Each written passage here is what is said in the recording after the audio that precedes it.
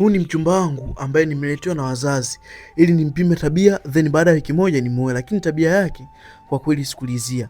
Naweza nikaa niko chooni akaja akanichungulia masiala mengi sana kama mtoto. Naweza nikaa niko naosha vyombo akaja akanipiga kofi.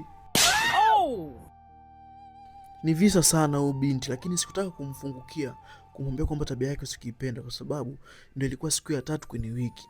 Naweza nikaa niko sebleni naangalia TV akaja akaleta ujinga.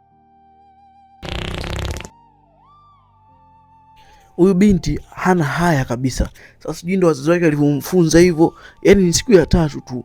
Mimi nilimisi sana ex wangu. Ikabidi nimtumie SMS kwa kujificha. Nilimwambia kwamba nimekumisi sana. Huyu mchumba nilioletewa na wazazi sijamuelewa na masuala ya kijinga. Then nikaenda kuoga. Sasa makosa nilofanya, simu niliacha pale pale jikoni.